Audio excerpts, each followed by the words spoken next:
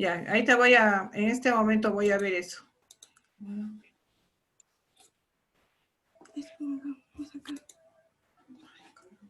Acá está. Ya, espérense chicos, por favor, un ratito.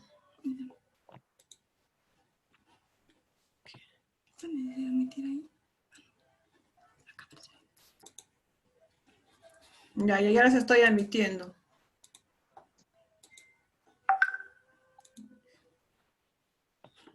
Ya no los veo a ellos.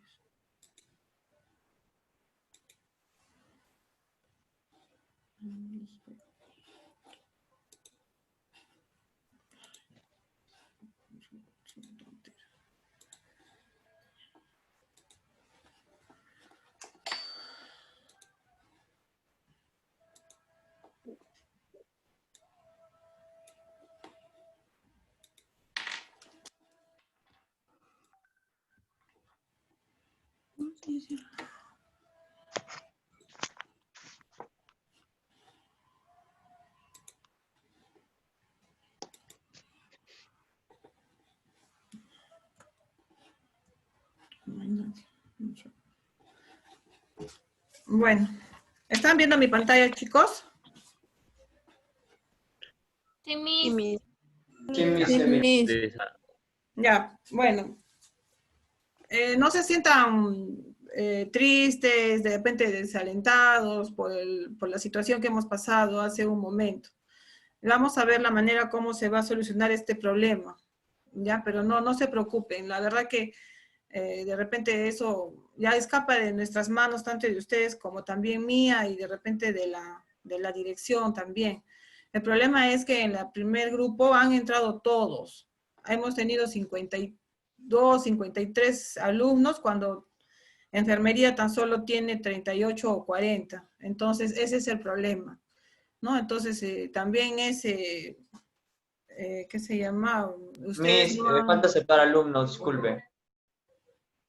Pero ya está más bien ya, pero de todas maneras, eso les digo, ya, y han estado entrando a toda hora, han estado, ¿qué se llama? Queriendo ingresar al Zoom, a toda hora. Y tampoco es justo, porque hemos dicho bien claro de qué hora a qué hora son los exámenes, cómo vamos a entrar y todo eso. Pero sin embargo, hay muchos alumnos que no han respetado eso. ¿Ya? Ya ves, siguen entrando ahora todavía. Bueno, vamos a dar nuestra clase de hoy. Es el tema de los medicamentos.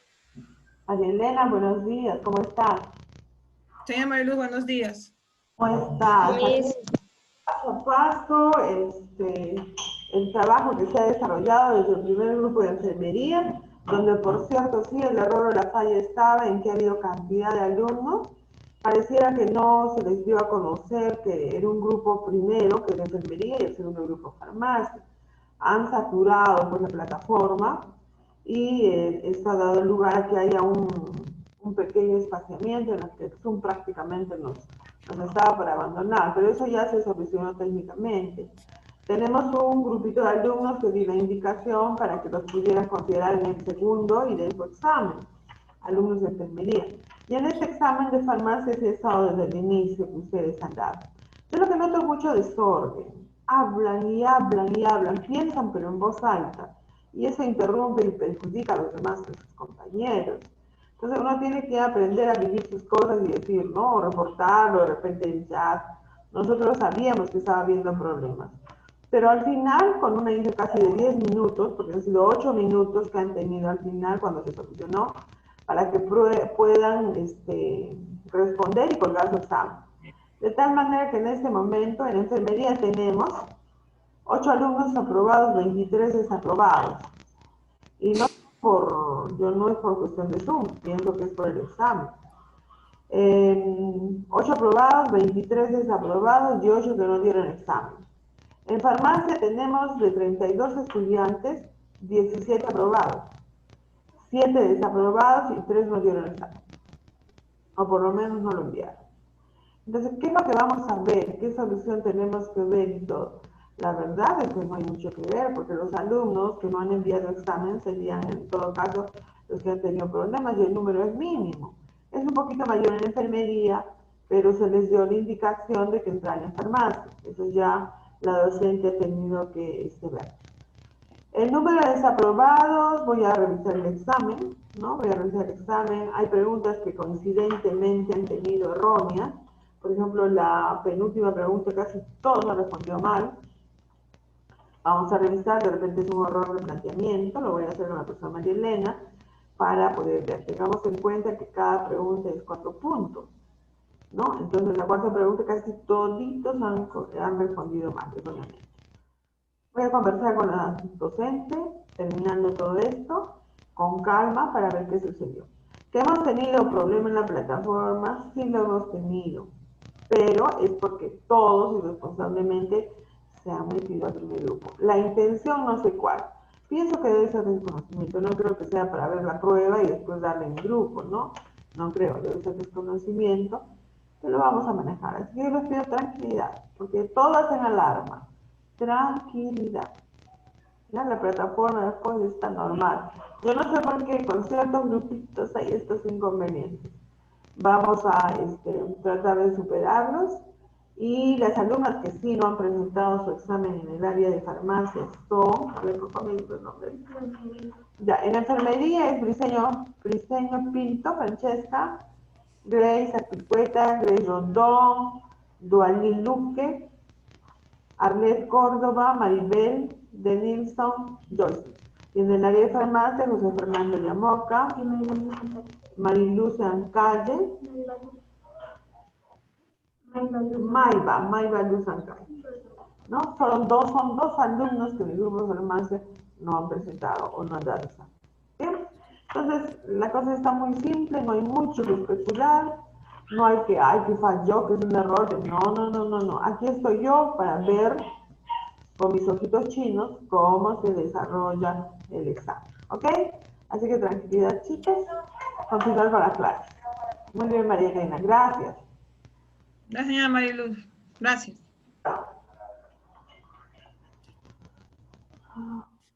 Bueno, entonces, alumnos ya han escuchado a la directora.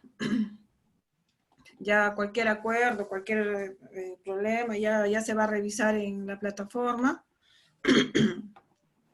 y ya se les hará de conocimiento, ¿ya? Entonces, ahora vamos a continuar con nuestra clase del día de hoy, que es un tema cortito, pero el día de hoy nos toca lo que son los medicamentos, ¿no? Vamos a hablar específicamente de los medicamentos. Para esto vamos a tomar unos... ¿Me están escuchando, chicos? Sí, Miss. Sí, se lo escucha Miss. Ya. Entonces vamos les digo, a revisar lo que es el tema de los medicamentos, ¿ya? Para esto vamos a empezar revisando algunos conceptos básicos importantes también, ¿no? Como ya hemos venido, desde que hemos empezado el curso, hemos venido hablando de lo que es qué es fármaco, qué es medicamento, qué es droga, ¿ya? Entonces esos conceptos ustedes tienen que tenerlos bien claros.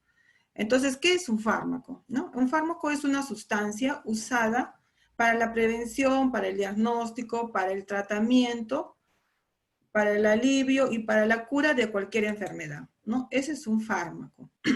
Este fármaco es capaz de interactuar, ¿no? O sea, con algún organismo vivo, que en este caso somos nosotros los seres humanos, y en el cual va a producir un cambio, ¿no es cierto?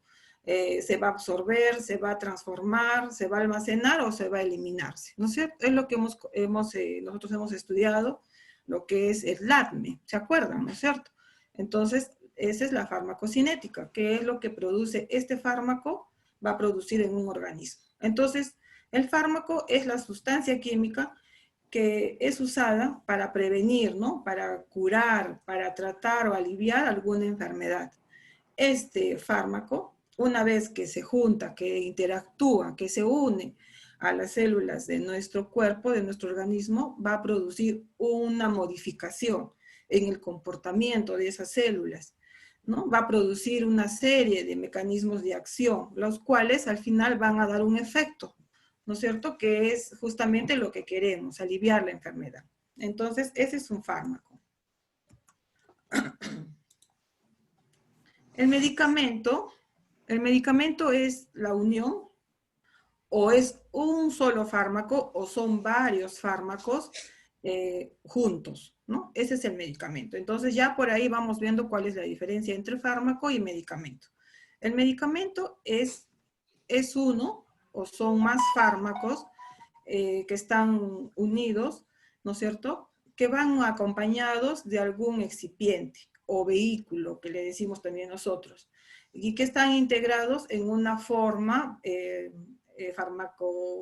farmacéutica, ¿no es cierto? Entonces, el medicamento puede ser presentado en tabletas, puede ser presentado en jarabes, puede ser presentado en inyectables. Ese es, entonces, el medicamento ya puede ser un fármaco o pueden ser varios fármacos que están a la vez unidos a un excipiente, ¿no?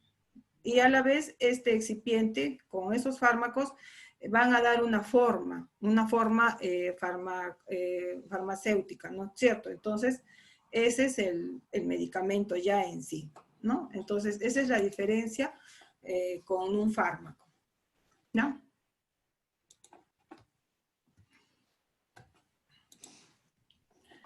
En cambio, la droga es una sustancia que se encuentra en estado natural, ¿no? Es una mezcla, digamos, es una sustancia que está en estado natural, que está compuesta de varias sustancias, de varios compuestos, ¿no es cierto? De los cuales no sabemos exactamente la actividad farmacológica de cada uno de ellos. No se sabe de todos, ¿no?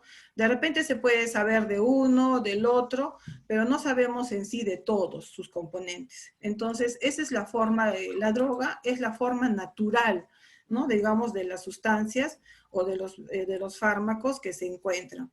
Entonces, la droga es como que, digamos, la unión de un compuesto de varias sustancias donde tan solo conocemos la acción farmacológica de uno o de otro compuesto, ¿no es cierto? Y no sabemos y se desconoce, digamos, la actividad de los otros compuestos que tiene.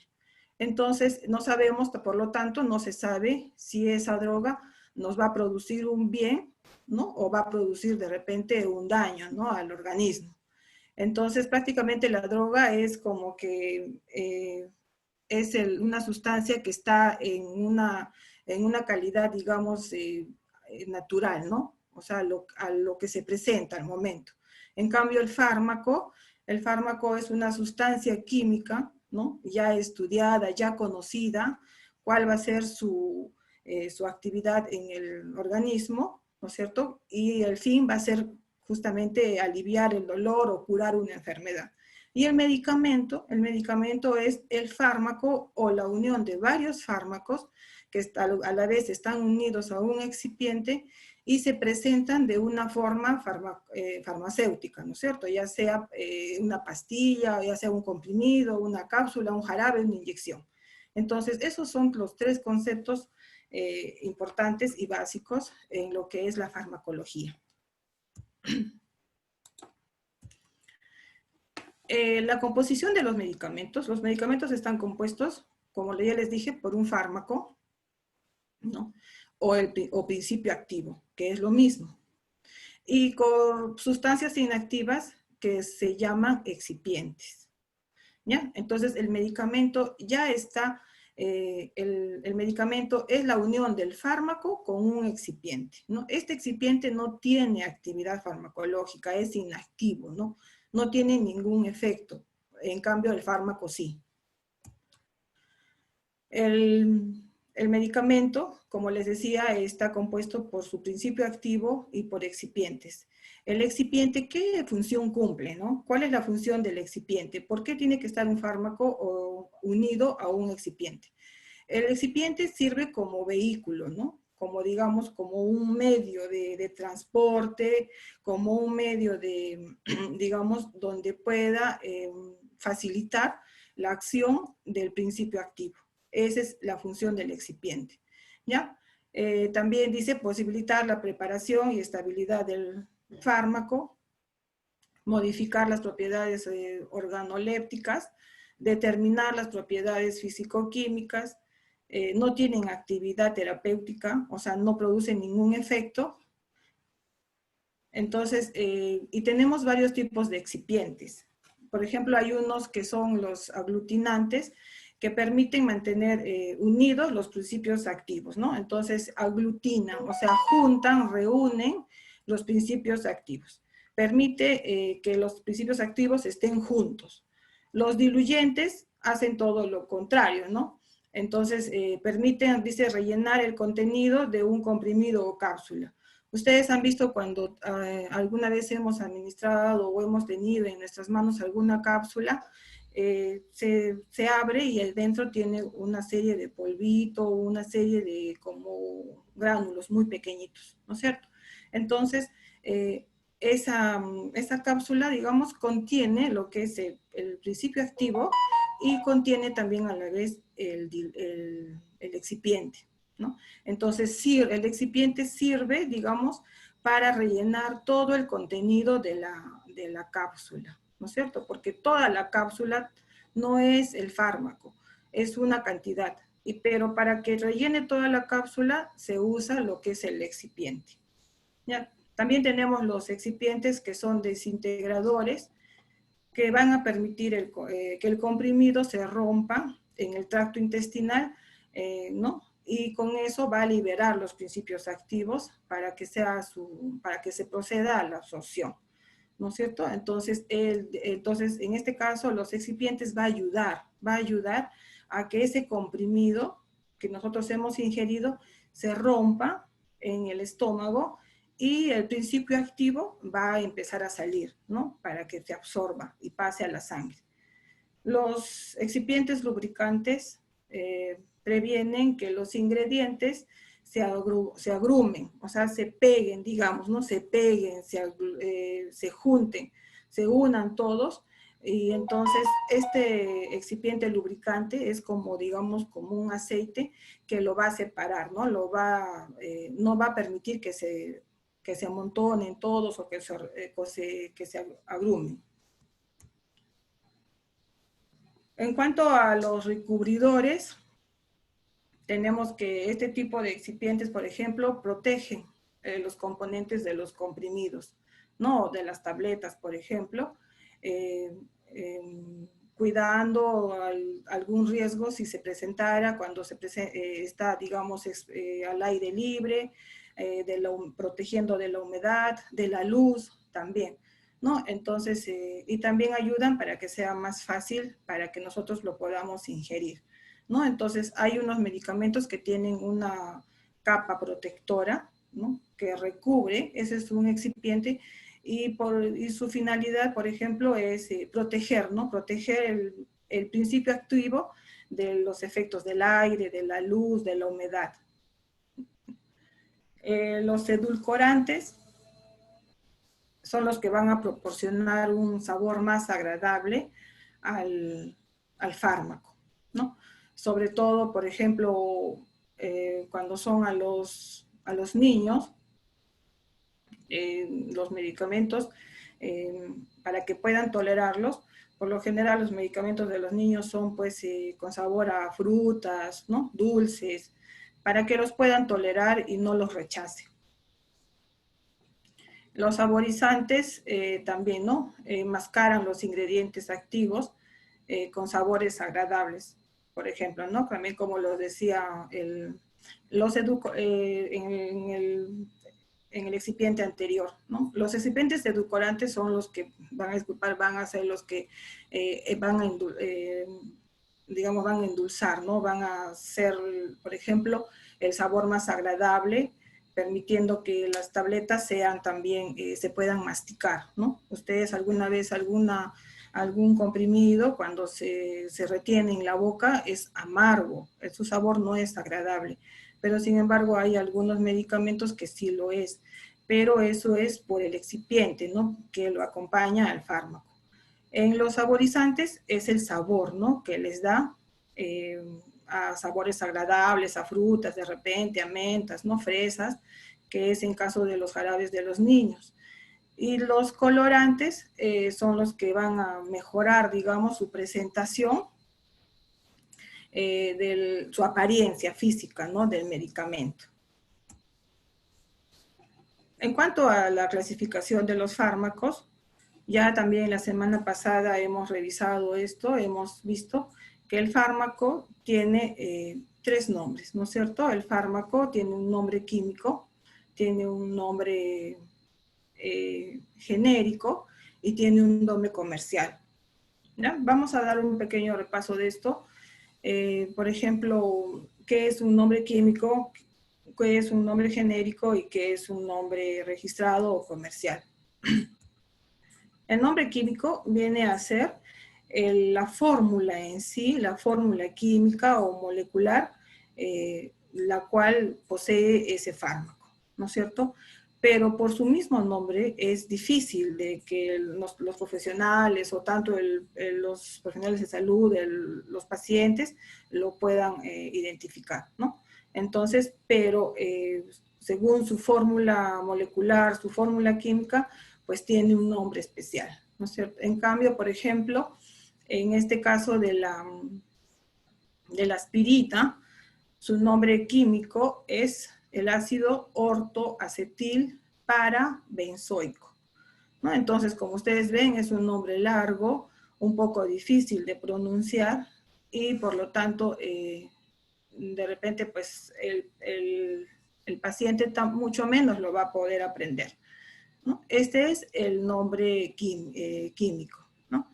Pero su nombre genérico es ácido acetil salicílico, que eso sí lo manejamos los profesionales de la salud, ¿no? Y el nombre comercial, el que se conoce digamos, en la calle, en las farmacias, ¿no? Y donde la población sí lo identifica, es con el nombre de aspirina, ¿no? Que es el nombre comercial, que es el nombre que nosotros o muchos pacientes van a comprarlo a las farmacias. Entonces, bueno, como les decía, el nombre químico es la fórmula, ¿no? Su estructura química del medicamento. Por ejemplo, en este caso del ibuprofeno, el nombre químico, su fórmula química, viene a ser el ácido RS2,4-isobutilfenilpropanoico, ¿no? Entonces, son nombres bien largos y bien difíciles también de aprendernos. En cambio, en el nombre genérico, es el nombre que le asigna la Organización Mundial de la Salud, ¿no? Entonces, este nombre es a nivel mundial, ¿no? A nivel mundial, que ese nombre es único, no se va, digamos, no hay otro nombre que sea el mismo medicamento. Este medicamento es a nivel mundial, ¿no? Y eso lo va a dar justamente en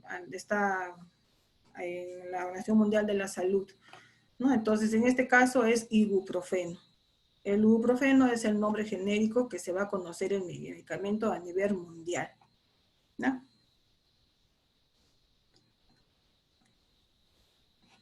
En este caso, por ejemplo, el nombre genérico que decíamos de la aspirina, en el ejemplo anterior, el nombre genérico es el ácido acetil salicílico, ¿no es cierto? El nombre comercial, o sea, es ya el nombre que le da el laboratorio que lo va a preparar. Existen muchos laboratorios y cada uno va a preparar sus medicamentos, ¿no? Entonces, y cada fármaco, cada laboratorio le va a dar el nombre al fármaco según lo que él lo produzca, ¿no? Puede ser la aspirina, entonces también pues depende del laboratorio, como les digo, le va a colocar el nombre, ¿no? En el nombre comercial, por ejemplo, también tenemos, en el caso del paracetamol, su nombre genérico, que es conocido a nivel mundial, es paracetamol o acetaminofén.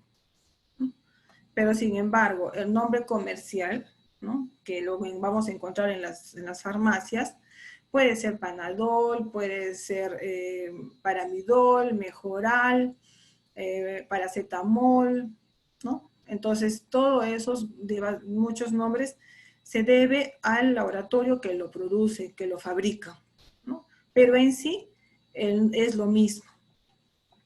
El principio activo va a ser siempre lo mismo. El nombre químico va a ser el mismo, ¿no? Entonces, lo único que va a cambiar aquí es el nombre porque es el laboratorio que lo está produciendo.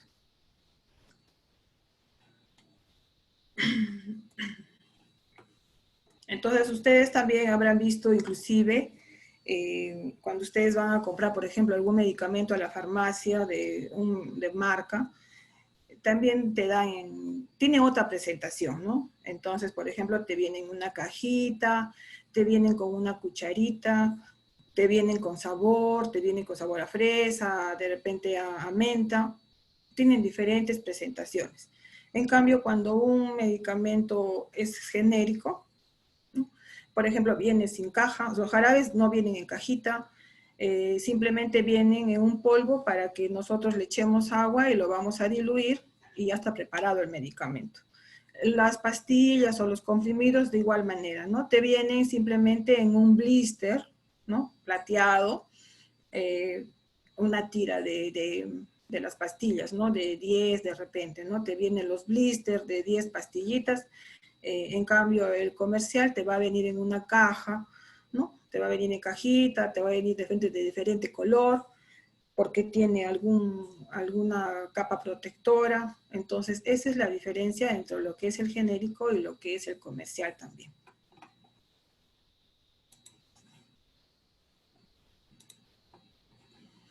¿Alguna pregunta hasta acá, chicos?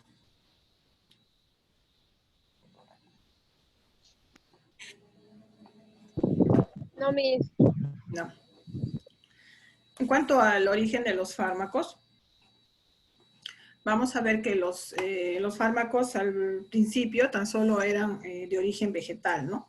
Por ejemplo, utilizaban las hojas, las frutas, las raíces, las semillas, ¿no?, de las plantas. Pero como va avanzando la ciencia, el hombre ya se va modernizando también, ya entonces se van incorporando, digamos, medicamentos de otro origen, ya sea animal, ya sea mineral, y al último, hoy en día también los medicamentos son de origen sintético, ¿no?, que son elaborados en un laboratorio, ¿ya? Entonces, por ejemplo, los de origen animal son los que se van a extraer de los aceites de los animales, ¿no? También algunas hormonas, como las insulinas, ¿no?, que también se saca del ganado, ¿no? Entonces, digamos, de estos aceites de los animales se va a purificar, ¿no? Se va a realizar un estudio, digamos, en laboratorio y se va a sacar lo que es el medicamento en sí. Ustedes también saben, por ejemplo, habrán escuchado cuántas veces la emulsión de Scott, ¿no?, que muchos niños toman, o muchos a nosotros nos han dado cuando éramos niños, que es el aceite de bacalao, ¿no? Para crecer, para el apetito, porque tiene vitaminas, tiene muchas proteínas, vitaminas, minerales, ¿no? Entonces, esos son medicamentos de origen animal. Los de origen mineral son, por ejemplo, sustancias que también son purificadas, o sea, quiere decir que pasan un proceso, ¿no?, en un laboratorio a base de azufre, de magnesio, de sales, de aluminio. No más que todo, estos medicamentos son para lo que es el estómago, para la acidez, ¿no?, para los problemas estomacales, ¿ya? El talco también para aliviar el picor. Por ejemplo, muchas veces cuando los niños se escaldan, ¿no?, se usa el talco, o nosotros también, por ejemplo, ¿no? Entonces el talco como que te suaviza las manos. Ese es un producto mineral. Los de origen sintético, como les digo, es un es un producto artificial que se da origen en un laboratorio, ¿no? Porque es la unión o se reúne varios elementos orgánicos y también inorgánicos para crear un medicamento, ¿no? Entonces, estos son los de origen sintético, son los que se van a hacer, digamos, obtener en un laboratorio. Los semisintéticos son aquellos que tienen una base natural y son modificados también en el laboratorio, ¿no? Bueno, y los de origen vegetal son todo lo que se utilizan los tallos, las raíces, las hojas, flores y semillas, ¿no? Por ejemplo, tienen algunos principios activos, como vamos a decir el opio, ¿no? Que el opio es una sustancia que se adquiere de una planta, ¿ya? Y este opio va a producir, por ejemplo, lo que es la morfina. De aquí se va a sacar la morfina, que es digamos, un analgésico muy potente, ¿no? Muy potente, que a veces se lo utiliza, digamos, para aliviar dolores muy fuertes, ¿ya? Sobre todo, por ejemplo, dolores de cáncer, ¿no? Cuando ya son pacientes con cáncer en fase terminal, con dolores muy, muy, muy fuertes, entonces se llega a este punto de utilizar este tipo de medicamentos. De igual manera, por ejemplo, también la digoxina, ¿no? Que son medicamentos que sirven para el corazón. Entonces también se saca de lo que son las plantas, la planta se llama digitalis. Entonces de esta planta se saca la digoxina, que es un medicamento que se va a usar en tratamiento de problemas cardíacos. Vamos a ver los fármacos según su función, ¿no? Según su tipo de acción que cumplen. Los más importantes. Por ejemplo, tenemos los analgésicos. Los analgésicos, su objetivo es aliviar el dolor, ¿no? Producido de repente por algún golpe, por alguna caída, o alguna herida, o alguna inflamación. Entonces, estos analgésicos se pueden dividir en los opiáceos y no opiáceos. Los opiáceos generan dependencia, como la morfina, por ejemplo. Son pacientes que se vuelven dependientes de estos analgésicos, ¿no? Que no pueden, digamos, dejar de tomar estos medicamentos porque ya es una costumbre, se vuelven dependientes de este medicamento. En cambio, los no opiáceos son los que se van a administrar sin tener ninguna receta, ¿no? Como el ibuprofeno, el paracetamol, que lo podemos adquirir en las farmacias, sin necesidad de alguna receta especial. En cambio, la morfina, los analgésicos opiáceos, eso sí se necesita una receta especial, ¿no? Porque así nomás no te lo van a vender en las farmacias. Entonces, estos son los analgésicos. En cuanto a los antiácidos, tenemos que su función principal es combatir las secreciones gástricas y la acidez, ¿no? Ya sabemos que la gastritis es como una inflamación de la capa interior del estómago, ¿no? Entonces, eso produce dolor, produce acidez, produce flatulencia, ¿no? Cuando uno come. Entonces, el antiácido va a hacer eso, ¿no? Combatir esas secreciones gástricas y la acidez. En este caso, los antiácidos más conocidos es el omeprazol, el hidróxido de aluminio, el hidróxido de magnesio.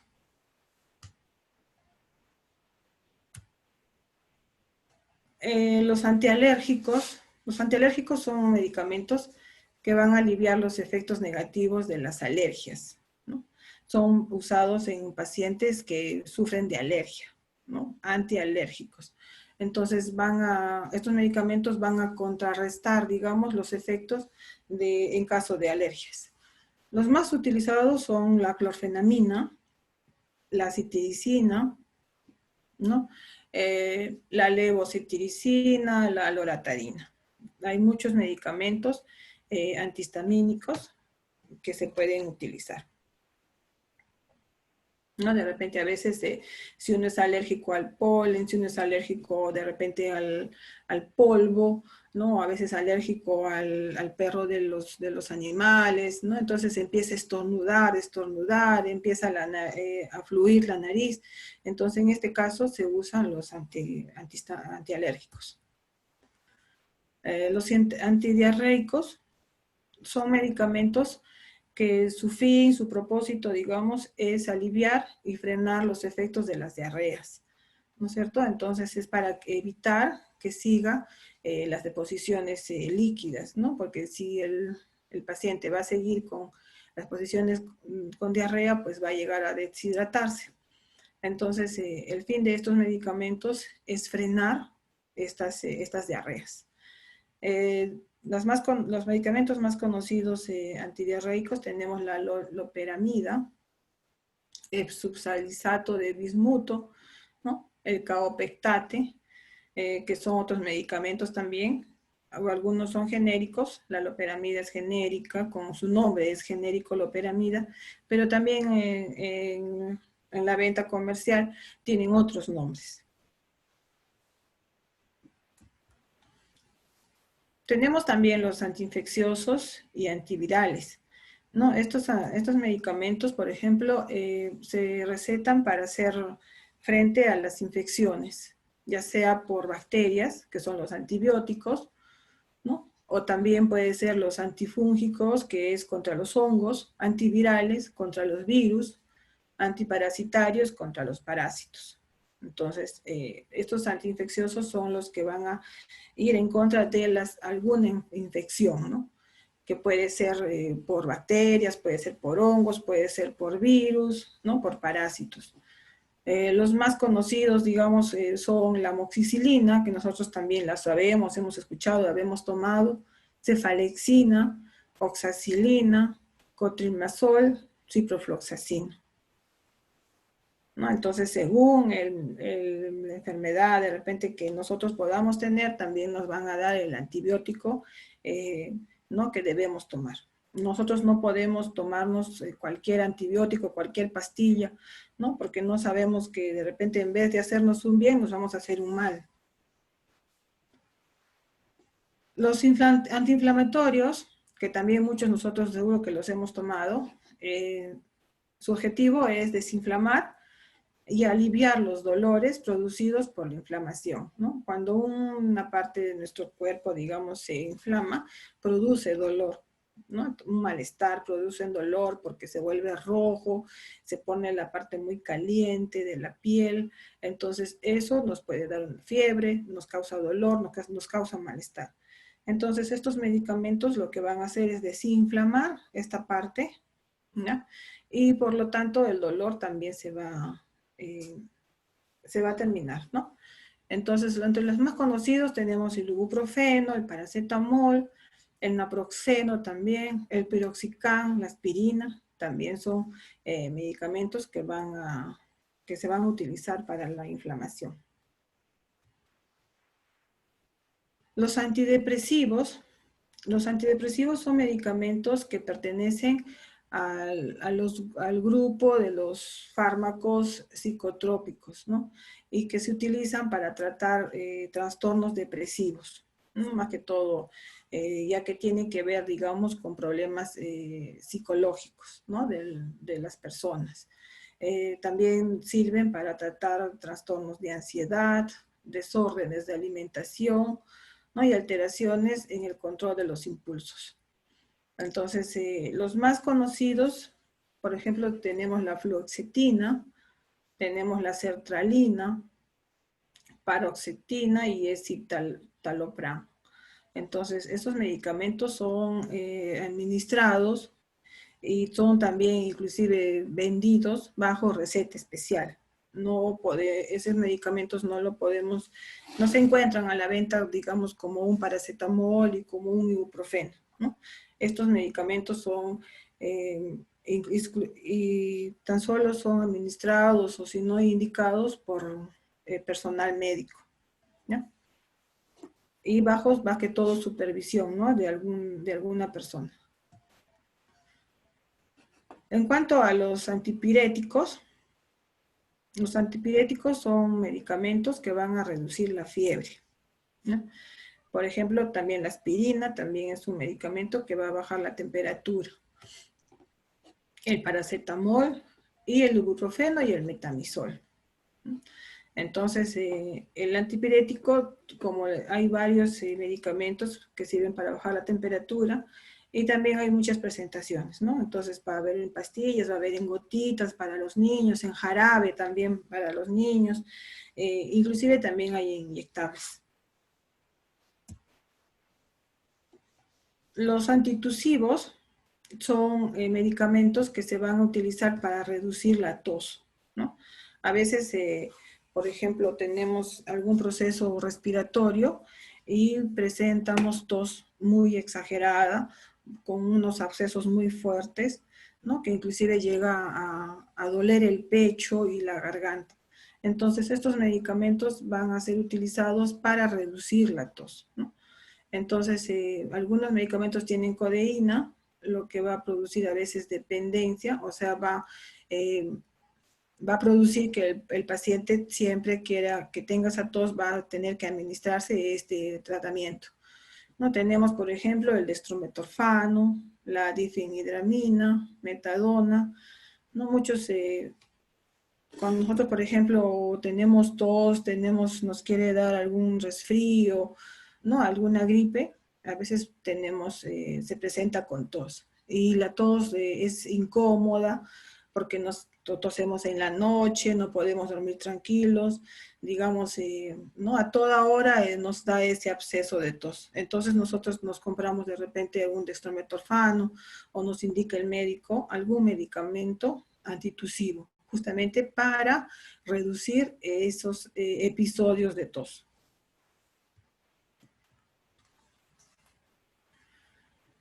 Los laxantes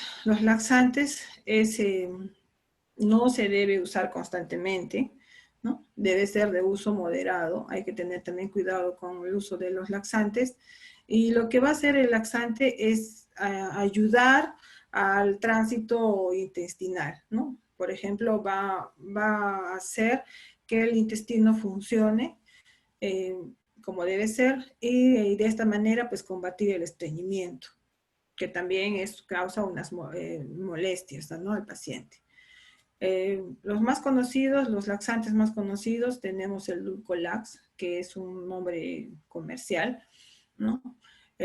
Tenemos, por ejemplo, Correctol, supositorios de glicerina, lactulosa, ¿no? Entonces, citrato de magnesio. Son varios medicamentos, como les digo, son nombres genéricos y también son nombres de marca, ¿no? Que los encontramos en las farmacias. Pero al final tienen el mismo principio activo, tienen el mismo fármaco y por lo tanto van a hacer el mismo efecto, ¿no? Entonces, estos son los que son los laxantes. Miss, disculpe, ¿de cuánto tiempo se podría tomar un laxante? O sea, ¿al mes podría tomarlo cada mes o cada 2 meses?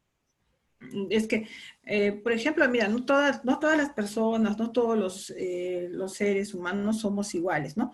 Hay otras personas, por ejemplo, que somos estreñidos, otras personas, por ejemplo, que van diario al baño, ¿no? A veces una vez o a veces 2 veces, cada uno ya se conoce su cuerpo, ¿no es cierto? Entonces, pero ¿a qué llamamos nosotros estreñimiento? Estreñimiento es cuando ya, por ejemplo, la persona, ¿no? Ya no, digamos, no va al baño más de 2 a 3 veces, 3 días, ¿no? Y más que todo, por ejemplo, ya empieza a sentir un malestar, ¿no? Ya empieza a sentir un dolor en el abdomen, en el bajo vientre, ya empieza, por ejemplo, a sentir incomodidad, ¿no? Ya no desea comer, presenta flatulencia. Entonces, lo ideal, si nosotros sabemos que, por ejemplo, que somos estreñidas, lo primero que nosotros debemos, digamos, en vez de usar un medicamento o un laxante, lo primero que debemos usar sería nuestra dieta. Por ejemplo, ingerir bastante fruta, ¿no? por ejemplo, naranjas, comer, por ejemplo, pan integral, salvado de trigo, ¿no? Jugo de papaya.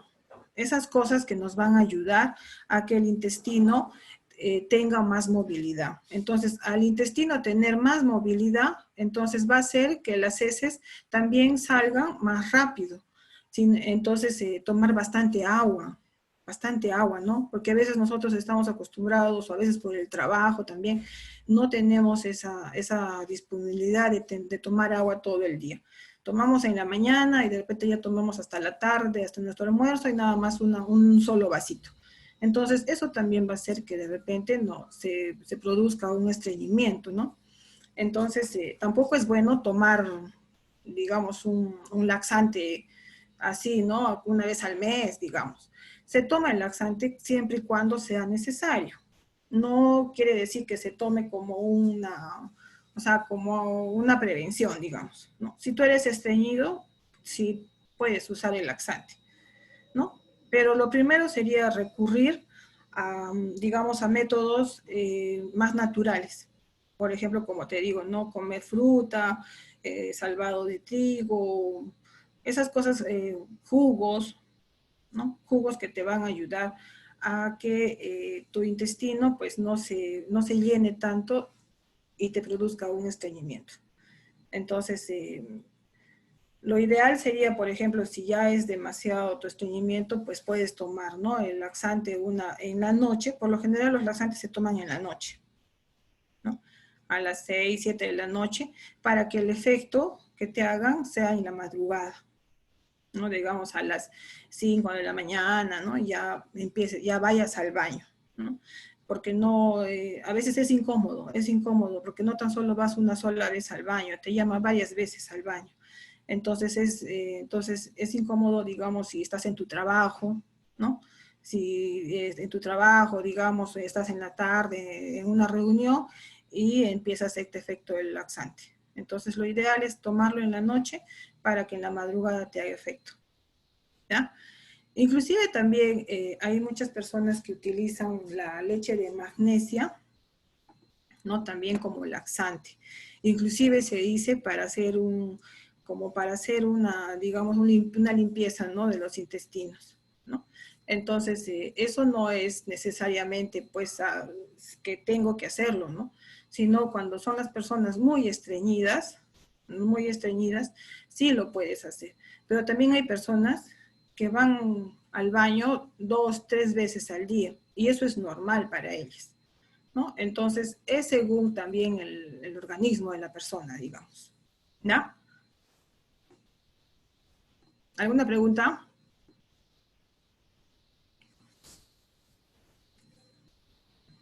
Mis buenos días. Y en cuanto a las personas que sufren de estreñimiento crónico. Ajá. Sí, esas personas con estreñimiento crónico, por ejemplo, como les decía, esas personas no tienen que estar, digamos, con tratamiento de laxantes, ¿no? O sea, digamos, el laxante cada semana, ¿no? Para que puedan ir al baño, no. Esas personas con estreñimiento crónico tienen que tener una dieta, ¿no? Una dieta especial. Por ejemplo, no comer mucha harina, no comer mucho carbohidrato, tomar bastante líquido, jugos, frutas, ¿no? Alimentos que van a ayudar a que el intestino pues se empiece a mover, ¿no? Para que no se produzca el estreñimiento, que tampoco es bueno. El estreñimiento no es bueno, no es bueno que ser estreñida, ¿no? ¿Ya? Entonces, si alguna vez nosotros preferible tomemos agua en las mañanas, hay que tomar agua tibia, ¿no? Un vaso de agua tibia, siempre en ayunas. Eso va a hacer que nuestro intestino pues trabaje mejor, ¿no? Trabaje mejor, por lo tanto no se va a detener, digamos, las heces tanto en el intestino. Entonces, sino que va a tener movilidad y por lo tanto va a salir, ¿no? Normal. Otra pregunta, chicas. Profesora, quería preguntarle, ¿el estreñimiento puede conllevar a un cáncer de colon? Sí, por eso les decía que tampoco el estreñimiento no es bueno, porque El estreñimiento puede conllevar a muchas enfermedades. El estreñimiento puede llevar a un cáncer de intestino, un cáncer de colon, Profesora, puede llevar también a una obstrucción intestinal, ¿no? Por ejemplo, el intestino está tan lleno, tan cargado, ¿no? Tan lleno que a veces ya la sangre no circula como debe ser en esa parte del intestino, entonces empieza a necrosarse, a malograrse, digamos, esa parte del intestino. No hay una buena irrigación, ¿no? Por lo que está, pues, está lleno. Entonces, el paciente, pues, se pone en riesgo la vida del paciente, tiene que ser intervenido, si es que es a tiempo, puede salvarse de repente. Inclusive hay pacientes que tienen colostomía, ¿no? Que usan su bolsa, digamos, una bolsita donde la colostomía es cuando parte del intestino sale a la parte exterior, ¿no? Del abdomen. Y en la parte exterior se coloca una bolsita para que ahí reciba sus heces, ¿no? Entonces, todo eso puede ser producto de un estreñimiento crónico, digamos. profesora, ¿y qué sucede con aquellas personas, por ejemplo, ¿no? De que no van al baño todos los días, por ejemplo, van dejando un día, ¿no? Como parte ya de su fisiología normal. Claro, algo normal para ellos. ¿Se considera eso normal? ¿O es No, porque uno cree que es normal? no. O sea, lo ideal es que vayas una vez al baño, ¿no? Normal, una vez. Pero no podemos decir tampoco que es algo ya exacto, una vez, ¿no? Los que van más de una vez ya son pacientes, digamos, están mal. Los que dejan de ir una vez también están mal. No podemos ser tampoco tan, digamos, tan exactos, ¿no? Como te digo, hay personas, cada uno ya conoce su cuerpo, ¿no es cierto? Cada uno ya sabe cómo es. Entonces, cuando ya uno va muchas veces al baño, también te produce un malestar, te deshidratas, ¿no es cierto? Ya te sientes débil, ya las deposiciones son líquidas, entonces ya te produce algo malo. Cuando también ya las deposiciones ya no te estriñes, también te produce un malestar, ¿no?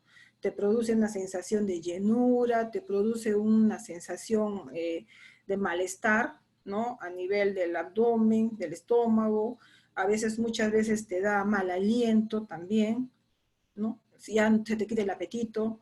Entonces, son extremos, ¿no? No hay que llegar a los extremos tampoco, ¿no? Los extremos siempre son malos, decimos. Entonces, lo ideal, como te digo, si yo veo, por ejemplo, yo me conozco, ¿no? Yo sé que soy estreñida, entonces para que no me suceda de que voy al baño un día sí, un día no, y de repente más adelante ya no va a ser un día, va a ser 2 días, dos días no y un día sí, entonces, ¿qué es lo que yo haría, no?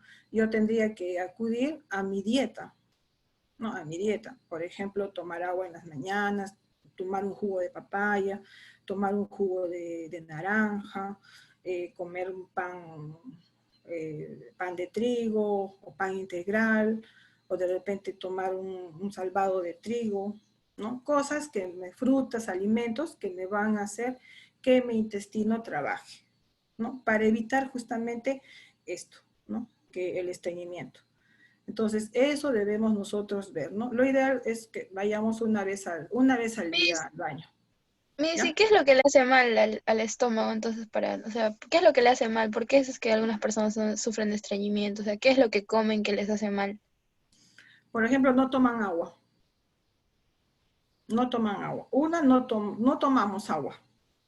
Muy rara vez es la persona que toma agua todo el día. Por lo general, nosotros no tomamos agua. Otra cosa, comemos, por ejemplo, alimentos muy secos. Por ejemplo, que comemos arroz, papas, fideos, carnes, ¿no? No comemos ensaladas, no comemos verduras, ¿no? En el desayuno es pan. El almuerzo es arroz, papas, fideos, y tu carne, tu pollo, ya, ¿no? pero no comemos ensaladas, no comemos verduras, esas cosas, no estamos acostumbrados a eso. En la noche, de igual manera. De igual manera también comemos de repente arroz, papas y fideos, bueno, lo que haya quedado del almuerzo. Aparte de eso, que tampoco no estamos acostumbrados a hacer ejercicios, ¿no? Simplemente estamos en la casa, de repente nos sentamos a ver televisión, después del almuerzo nos echamos a una siesta. Entonces, tu estilo de vida, todo eso te va a conllevar de repente a un estreñimiento, ¿no? Entonces, lo ideal, como les digo, es nuestra alimentación. Nosotros podemos manejarlo eso, ¿no? Con nuestra alimentación, a base de frutas, verduras, ¿no? Todos los días, que siempre debe haber un plato de verduras en la mesa, ¿no? Variadas, de repente cebolla, tomate, brócoli, no sé, después se me ocurre rabanitos, ¿no? Apio, tantas verduras que hay, ¿no? Que podemos comerlas. Y esas verduras nos van a ayudar justamente a que nuestros intestinos trabajen mejor, ¿no? Y no evitar el estreñimiento. Bastante agua, ¿no? Pero agua clara, agua pura, no tomar, digamos, gaseosa, no tomar, digamos, refrescos, ¿no? Ese tipo de agua no, sino agua clara, agua pura. ¿Ya? Otra pregunta, chicas. Miss, la carne roja La carne de res. provoca estreñimiento No. cuando lo comes muy seguido. La carne de res no tanto, no te produce estreñimiento, ¿no? La carne de res lo que tiene es bastante ácido úrico. Y por ese lado la carne de res no es bueno consumirla todos los días, porque te va a producir de repente algún problema en las articulaciones, ¿no? Que te va a empezar a doler los dedos de las manos, digamos, ¿no? Los nuditos de los dedos te va a empezar a doler, ¿no? De repente se te van a empezar a deformar los dedos. Entonces, por ese lado, no es bueno consumir tanta carne roja, ¿no? Pero tampoco es bueno dejarla de consumir. Entonces tenemos que variar. Un día comerás carne roja, al día siguiente comerás pollo, al día siguiente comerás de repente queso, otro día comerás pescado, otro día comerás menestras y así, ¿no? Entonces vas rotando todos los días diferentes comidas que no te van a, lo que no vas a comer todos los días carne, no todos los días pollo tampoco. ¿Ya? Ya. Otra pregunta, chicas. Eso sería todo por mi parte. Ya. Entonces vamos a acabar de los medicamentos, ¿no? Según su función. También tenemos los mucolíticos. Los mucolíticos son los medicamentos que van a hacer, por ejemplo, van a fluidificar la mucosa que va a estar en nuestra garganta, ¿no? Y no nos va a permitir respirar bien. Cuando nosotros tenemos tos, ¿no? Hay una tos seca y una tos con flema, que nosotros decimos tos con flema, ¿no es cierto? Cuando tosemos, sentimos que tenemos una flema en nuestra garganta, ¿no? Entonces, estos mucolíticos, ¿qué van a hacer? Van a hacer que esa flema sea más fluidificada, que no sea tan espesa. Entonces, una vez que sea más fluida, entonces se va a provocar que salga, ¿no es cierto? Sale la flema, entonces nosotros vamos a poder respirar mejor. Tenemos, por ejemplo, la acetilcisteína, el Ambroxol, ¿no? La bromexina. Son muchos medicamentos también mucolíticos, ¿no? Que más que todo se usa cuando tenemos tos. Esa tos con flema, que a veces no podemos eliminarla cuando tosemos de por sí. Entonces nos ayudamos con este mucolítico. Entonces esa flema que es espesa, digamos, ese moco que está en nuestros bronquios, en nuestra garganta, entonces una vez que se tome el mucolítico se va a volver más, no tan espesa, ¿no? Va a ser más rala, entonces que cuando uno tosa va a salir al exterior. Y también tenemos Bueno, esos son todos los medicamentos, los medicamentos de acuerdo a la acción que tiene, ¿no? Y para terminar, tenemos cuando un medicamento es, digamos, fabricado, ¿no? Pasa por diferentes fases de investigación. ¿Cómo es que se logra, digamos, fabricar un medicamento? Este medicamento, por ejemplo, primeramente, para que se desarrolle el fármaco, primero tenemos que estudiar la enfermedad, ¿no? Entonces, va a haber una enfermedad, por ejemplo, tenemos que saber primero qué enfermedad, cómo se produce, cuáles son síntomas, ¿no? Dónde empieza esa enfermedad, para que según eso los fabricantes, los químicos, los biólogos, quieran desarrollar un fármaco, ¿no? Investigar y van a crear, digamos, un fármaco para determinada enfermedad. Entonces, una vez que pase esto, se va a encontrar, digamos, un compuesto que que sea capaz de modificar la actividad de algún receptor, ¿no? Digamos, por ejemplo, dice bloquear un receptor que transmite dolor. Entonces, una vez que se identifique qué es lo que se quiere hacer, aquí en este caso es evitar el dolor, una vez que ya se identifica esto, entonces ya se va a ver de qué manera, qué compuesto es capaz de bloquear ese receptor que va a producir el dolor. Entonces, por la raíz de ahí se empiezan a hacer muchos estudios, ¿no? Muchos estudios, muchos ensayos que pueden llevar años, ¿no? La creación de un medicamento no es algo simple, no es algo fácil, que puede durar un mes, 2 meses o días, ¿no? Al contrario, pueden pasar muchos años justamente para la fabricación de un medicamento. ¿Ya? Porque este medicamento, por ejemplo, también tiene que hacerse ensayos, ¿no? Y esos ensayos, por ejemplo, se da en los animales, ¿no es cierto? Los preclínicos, como ustedes saben, se utilizan animales, los monos, las ratas, por ejemplo, donde se va a hacer, ¿no? Donde se va a practicar, digamos, si ese medicamento resulta o no da buenos resultados.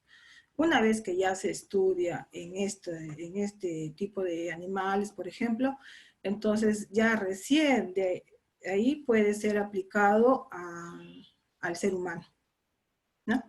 Entonces, estos estudios requieren de 3 a 4 años, más o menos. Entonces, una vez que ya ha pasado todo este tiempo, ha pasado todos esos estudios, esos ensayos pre-ensayos aplicados a los animales, y se ha visto todos los efectos que produce, y también se ha visto las reacciones adversas que produce, entonces recién es ahí donde este fármaco es aprobado a nivel mundial, ¿no? Por la Federación de Administración de Medicamentos, que es una federación que se encuentra en Estados Unidos, ¿no? Donde tiene, digamos, ámbito a nivel mundial, y es aquí donde se aprueban todos los medicamentos para ser expedidos al público, a la población, ¿no? Entonces, esta federación te da el visto bueno para que este medicamento ya sea vendido a la gente, ¿no? A la población. Entonces, todo, chicos. ¿Alguna pregunta?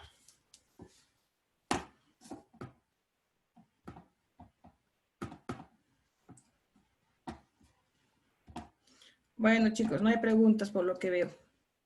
Es una pregunta. Dime. Para las personas que sufren de estreñimiento crónico, ¿podrían usar inyectables? ¿Para qué? ¿Para el estreñimiento? Y para los que tienen estreñimiento crónico. No. Los laxantes no vienen inyectables. No, los laxantes no vienen inyectables. Los laxantes por lo general son como te digo, vienen en cápsulas, en comprimidos para administrar vía oral, o también puede ser, por ejemplo, para colocarse tipo enema, ¿ya? ya vienen preparados, ¿no? Por ejemplo, vienen como un Evacuol, que es un frasquito pequeño, que ya viene con la parte de arriba, ya viene un adaptador,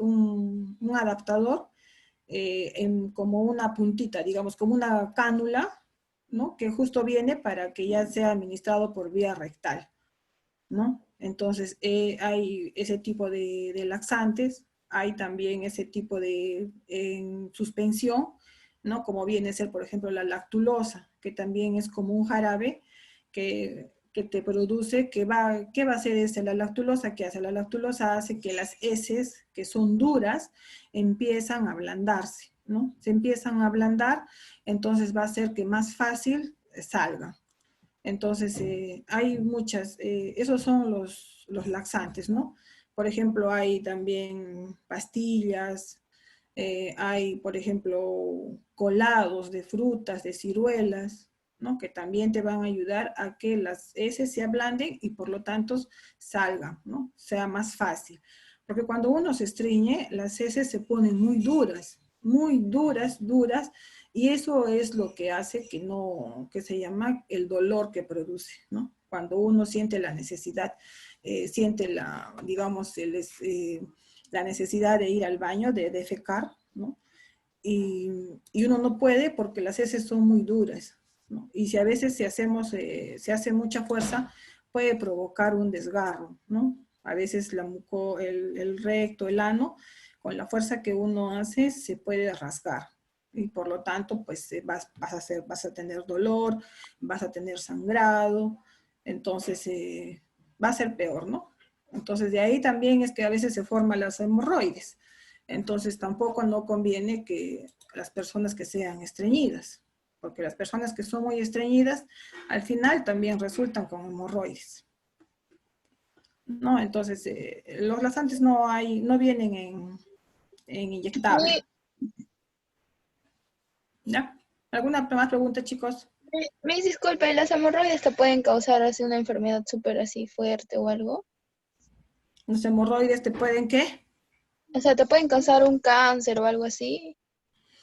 Las hemorroides son como unas, digamos, son como unas verruguitas que te salen alrededor del recto, ¿no? Hay algunas que son externas, ¿no? Que tú las puedes tocar inclusive, pero también hay unas que son internas, que son en la parte de adentro, que tú no las ves, ¿no? Pero, por ejemplo, cuando tú te estriñes, ¿no? Eso va a sangrar, produce sangrado, produce inflamación, produce dolor, y por lo tanto también puede producir una infección, ¿no? Entonces, te puede conllevar a otro problema también. Entonces, no, las hemorroides no te puede, digamos, no, eh, son a causa del estreñimiento, las hemorroides crecen, inclusive crecen, ¿no? Que al final de cuentas, por ejemplo, cuando ya las hemorroides son muy grandes o están muy inflamadas, no puedes ni sentarte.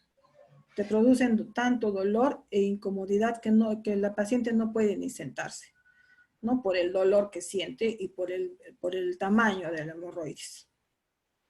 Entonces tampoco hay que dejar que te salgan las hemorroides. Y si tienes hemorroides, hay que tratar de que se desaparezcan, ¿no? Porque con tratamiento las hemorroides se vuelven a absorber, ¿no? Se absorben otra vez, o sea, se desaparecen.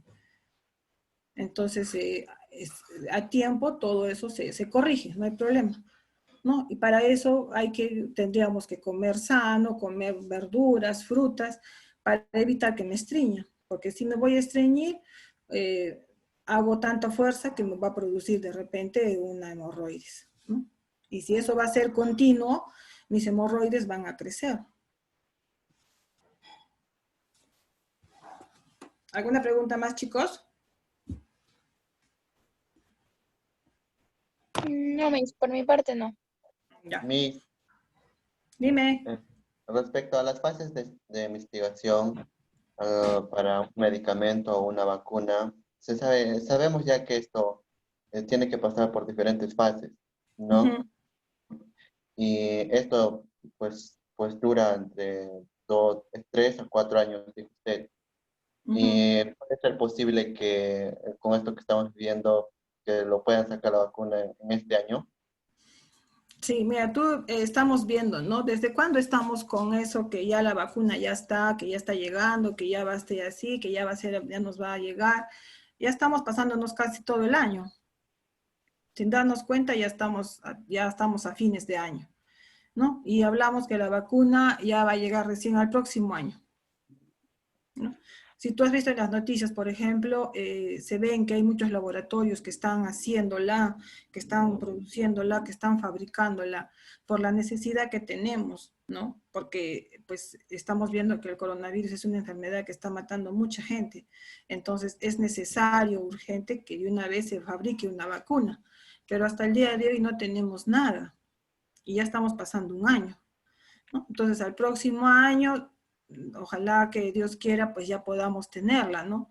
Pero para esto también no es sacar nomás pues la vacuna, ¿no? Y colocarla a toda la población.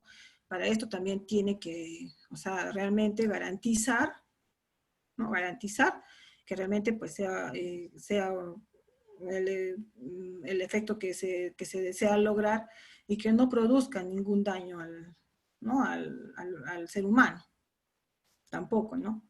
Entonces, yo creo que hay varios laboratorios, varios científicos que están tras eso, ¿no? Y yo creo que estarán pues aprovechando el tiempo al máximo para tratar de no esperar tantos años, ¿no? Ojalá y no sea así y que tengamos la vacuna pues al próximo año, Dios mediante, ¿no? Que será pues a medio año, es lo que están hablando. Ok, gracias, Miss. Ya, Me hice una pregunta. dime. ¿Las hemorroides se pueden tratar durante el embarazo? Las hemorroides, a veces con el embarazo te puede producir hemorroides porque el útero cuando crece, entonces se produce estreñimiento, ¿no? Por ejemplo, las mamás que están embarazadas sufren de estreñimiento. ¿Por qué? Porque justamente mientras va creciendo el útero, va, digamos, presionando lo que es los intestinos, ¿no? Entonces, va a producir un estreñimiento.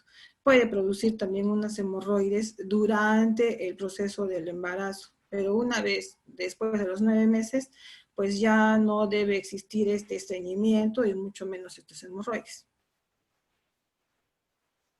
¿Ya? Ya, gracias, Miss.